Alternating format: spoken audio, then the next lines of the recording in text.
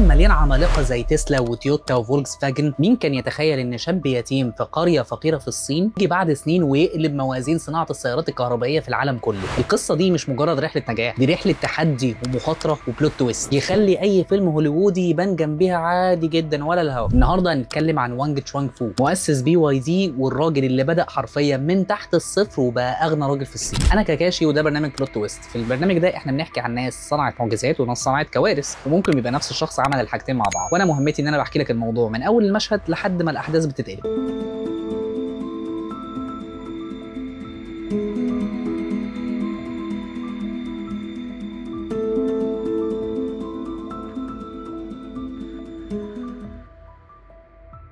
تعالوا نرجع بالزمن للصين، وتحديدا قريه صغيره اسمها وو، قريه ريفيه في مقاطعه اسمها انهواي. تخيل معايا بيوت من طين، شوارع ترابيه، لا ميه جاريه ولا كهرباء ولا اي نوع من انواع الرفاهيه. الاب نجار بسيط وبيكافح عشان يصرف على اسره عايشه في بيت واحد، والام فلاحه بتصحى حرفيا قبل الفجر عشان تلحق تروح الغيط. يعني يا معالي المشاهد احنا مش بنتكلم على حياه بسيطه، احنا بنتكلم عن نضره وفقر. لكن وسط كل ده كان في بقى حاجه مختلفه، حلم الطفل بتاعنا اللي اسمه وانج تشوانغ فو. طفل عادي؟ لا خالص. والاغرب ان ما حدش كان في القريه دي يتخيل ان الطفل اللي كان بيمشي حافي ده بعد سنين هيبقى ملك السيارات الكهربائيه في العالم كله. ومن القريه اللي كلها طين وفقر ندخل على محطه اصل. وانج وهو عنده 13 سنه اتعرض لضربه تقيله جدا، ابوه مات بسرطان الكبد. يا معالي المشاهد اي حد في السن ده طبيعي ان يحصل له كده، يتخبط ويقع وما يقومش تاني. ولسه الضربه ما بردتش، والدته توفت وهي شغاله في الغيط، وقبل ما ينقلوها مستشفى كانت ماتت في الطريق. دلوقتي ركز معايا، الولد ده من غير لا اب ولا ام، لكن ما كانش وحيد، كان عنده اخوات كبار، اخ واخت وقفوا جنبه. اخوه اشتغل في اي حاجه، اخته باعت ذهبها عشان يصرفوا على تعليمه. في اللحظه دي كان في طريقين، يا اما يسيب المدرسه وينزل يشتغل، يا اما يكمل تعليمه رغم ان الظروف اللي حواليه كلها بتقول له اقعد مكانك وما تتحركش. حرفيا كان جواه حد زي حماده هلال كده في فيلم حلم العمر، لما كان نازل ضربه في وشه وعمال بيقول له هتلعب هتلعب، وهو ما حلتوش اي حاجه. وانج بقى ساعتها اختار الطريق الاصعب، والقرار ده يا معالي مشاهد ما غيرش حياته بس، القرار ده غير شكل الصين كلها بعد كده. ومن الفقد اللي كسر قلبه ندخل بقى على الليالي اللي صنعت العقل، الليالي اللي كانت الشمعة فيها كانت اغلى حرفيا من اي كنز. شوف يا معالي مشاهد، قبل ما الكهرباء كانت تنور البيوت في الصين، الناس كانت حرفيا بدون مبالغه كانوا بيذاكروا على ضوء شمعه. وانج بقى الولد اللي ما استسلمش لالم الفقد ده، كان بيمشي كيلوهات كل يوم عشان يوصل للمدرسه بتاعته، يرجع اخر النهار يولع الشمعه بتاعته ويبتدي ان هو يذاكر. الليالي دي غرزت في قلبه قيمه الشقه، حب الكيمياء جواه بدا يكبر. مع كل معادله كان بيكتبها على ورق اصفر باهت بيقرب كل مدى خطوه للقمه. شويه بشويه بقى من المتفوقين في الثانويه العامه. الاهم من الدرجات ان حلمه بالعلم كان هو خطوته للهروب من الفقر ده كله، ما كانش مجرد مستقبل شخص بالنسبه له، لانه كان امل بيت كامل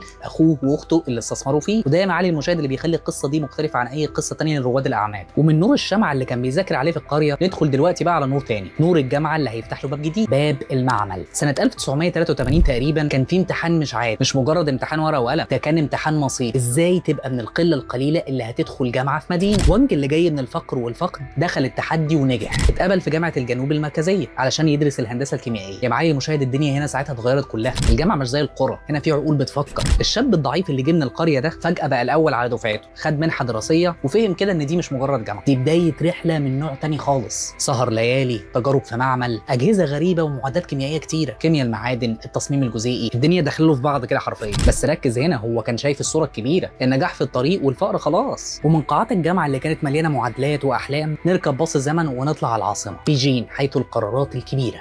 خدنا باصنا وطلعنا على بيجين. هناك وانج دخل معهد بيجين لابحاث المعادن الغير حديديه وبدا رحله الماجستير. التخصص ساعتها كان نادر ومطلوب جدا. وانج دخل مشروع بحثي عن بطاريات النيكل والكادميوم، وغرق وسط التفاعلات والمعادلات لدرجه انه نسي نفسه كانه اتبلع جوه المعمل. فجاه اليابان تقرر انها هتوقف اصدار بطاريات النيكل والكادميوم. ليه؟ بسبب ان هي بتسبب ضرر للبيئه. طبيعي ساعتها اي حد هيقول ايه، خلاص السوق كده مات. لكن وانج قال لك لا لا لا لا لا، هو بقى شافها فرصه يسبق فيها العالم كله. المشكله ان الشركه اللي هو كان شغال فيها ساعتها رفضت ان هي تغامر وتشتغل في النوع ده من البطاريات. وهنا كان بطلنا ساعتها لازم يقرر، يا اما ان هو يكمل في شركته يستقيل ويكمل في الخطه اللي هو رسمها. ومن هنا بدات الرحله المنفرده بتاعته، ومن ورشه صغيره بتفك البطاريات وبتقلدها ندخل دلوقتي بقى على ساحه الكبار.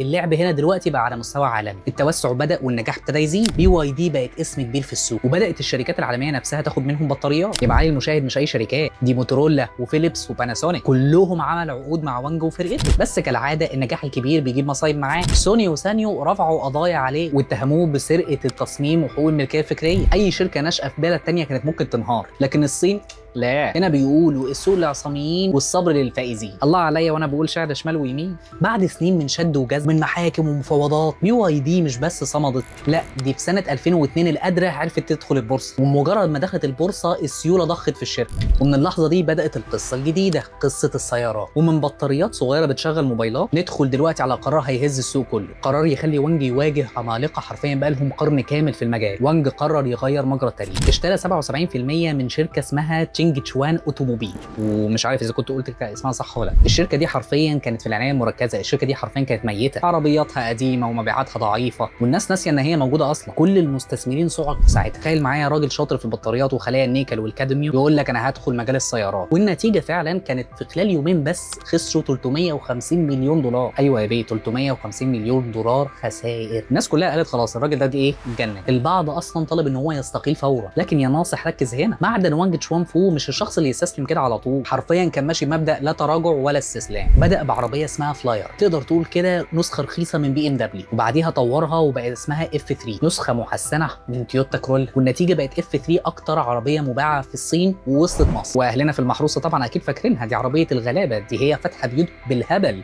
بسبب اوبر. الازمه دي حرفيا حولت وانج في عيون الناس من واحد مغامر لمجنون، لكن الحقيقه وانج كان شايف حلمه ابعد من كده بكتير. ومن لحظه الناس كلها قالت فيها الراجل ده اكيد اتجنن، للحظه اثبت فيها ان الجنون هو الطريق الوحيد للعظمه. نو ريسك نو فن. بص يا معالي المشاهد، بعد الصدمه والخساره دي لازم نسال نفسنا سؤال، الراجل ده كمل ازاي؟ الاجابه كانت الشغف والجنون. وانج بدا يحط كل ارباح البطاريات في العربيات، جمع حواليه فريق من المهندسين بيشتغلوا ليل نهار، جابوا افكار من كل مكان، ركبوا بطاريات BYD على شاسيهات مختلفه، جربوا كل حاجه وصبروا على التنمر الصناعي اللي كان بيجي لهم من كل ناحيه، من شركات اوروبيه وعالميه، وكانوا شايفينهم مجرد ناس بتقلد وخلاص. كل ده كان مخاطره، لكن النجاح جه بالتدريج. شويه بشويه الناس بقت تثق فيهم، بقت تشوف التريلات في الشارع شايلين شحنه لعربيات BYD، ووصلت لدول بعيده زي البرازيل والمجر، والشركه فتحت مصانع هناك، لقت نفسها مكان في السوق العالمي. وده كان التحول الكبير، من مجرد شركه بتقلد لشركه عارفه تلاقي لها مكان في الصفوف الاولى. ومن مصانع صغيره بتفتح في البرازيل والمجر نرجع دلوقتي بقى للكاميرات والميكروفونات، العالم كله بقى بيراقب BYD، بس المراقبه دي ما كانش كلها احترام، يعني تقدر تقول كده ان كان نصها تنمر. تعالوا بقى نراجع المشهد سنه 2008، كل العيون على الصين، بس وقتها يا معالي المشاهد العربيات الصينيه كانت ماده للسخريه، ماتيريال كده يتعمل عليها ستاند اب كوميدي. ايلون ماسك نفسه مؤسس تسلا لما اتسال عن عربيه BYD E6 رد وضحك وقال هو انتوا بتتكلموا جد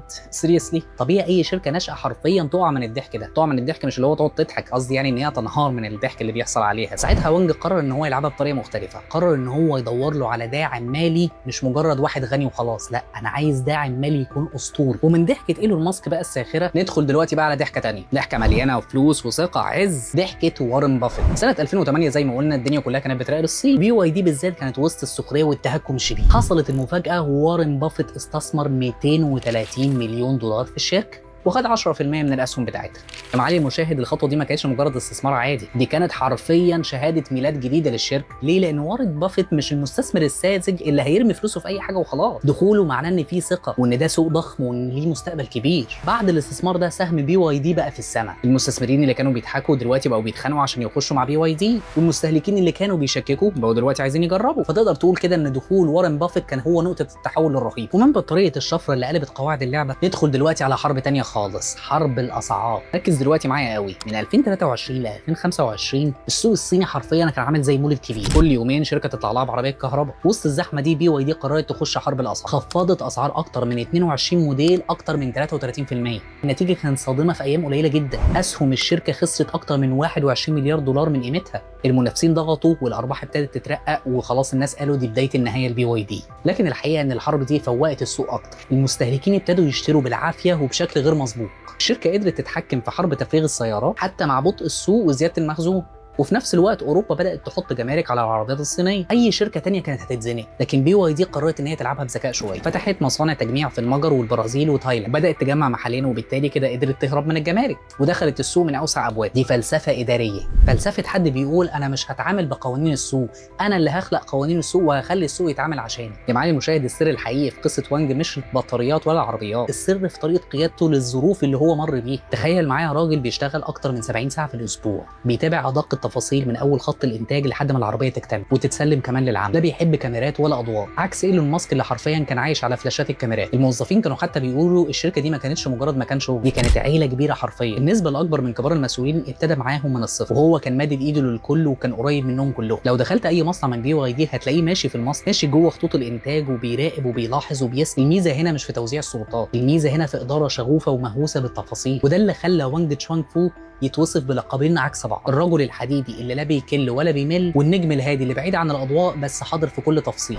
ومن صوره القائد الحديدي اللي ما بينامش غير ساعات قليله ده، ندخل دلوقتي على الوجه الثاني، الوجه الانساني اللي بيكشف سر الراجل ده حرفيا. وسط كل الانشغالات، وسط مليارات الدولارات اللي حواليه، وسط مصانع شغاله ليل نهار، وانج بيفضل في جوهره انسان بسيط. رغم ان ثروته في 2025 وصلت ل 28 مليار دولار، هو لسه زي ما هو ساكن في بيت متواضع في تشينك جنب اخوه واخته اللي احتضنوه من اول يوم. دايما كان بيقول انا عمري ما هنسى اللي اخويا ومراته عملوه عشان مفيش حاجه ترد لهم الجميل غير ان انا اكون ناجح وبس. الراجل ده ما خلاش الفلوس تغيره حتى في تربيه ولاده، ما علمهمش ان الحياه هي عباره عن رفاهيات ولا ان الفلوس هي الهدف. عاش عمره كله يشتغل من غير اجازه حقيقيه، كان نادرا جدا لما ياخد يوم راحه، كانه بيقول للعالم النجاح مش مجرد رحله قصيره، ده اسلوب حياه. ده اللي رسم وانج في اذهان الناس مش مجرد زعيم صناعي، لا ده انسان قبل ما يكون ملياردير. بنهايه 2025 الشركه بقى عندها اكتر من 900,000 موظف، يعني يعتبر داخل في المليون، والقيمه السوقيه بتاعتها وصلت ل 158 مليار دولار. الطرازات الصينيه غزت اوروبا، وعدد العربيات الكهربائيه اللي BYD باعتها في 2024 بس تخطى ال 5 مليون عربيه، وده مش رقم عادي، ده رقم خلاها تتخطى مبيعات تسلا للمره الاولى. شركه صينيه قدرت تخش في منافسه عالميه مع فولكس فاجن وجنرال موتورز وتويوتا، وده حرفيا بيعيد كتابه قواعد اللعبه كلها. وانج تشوان فو ما كانش بيحلم ان هو يبقى اكبر منتج سيارات وبس، هو شايف ان المستقبل كله بيتغير من ناحيه الطاقه النظيفه، واللي كان عمله لحد دلوقتي كان مجرد البدايه. BYD دلوقتي بتطور بطاريات صوديوم ايون، انظمه توليد طاقه شمسيه، وحتى نظم سكك حديديه بنظام المونوريل. الشركه بتشجع البحث الحلمي بشكل رهيب، فوق ال 100,000 باحث ومطور شغالين في الشركه لحد دلوقتي. خطه الشركه لحد 2030 مش مجرد مبيعات لعربيات كهربائيه، الخطه انها تغزو كل الاسواق، وانها تكون الاساس للبنيه التحتيه للنقل في العالم كله. طبعا طالما وصلت لهنا يبقى ما تنساش بقى ايه، تعمل سبسكرايب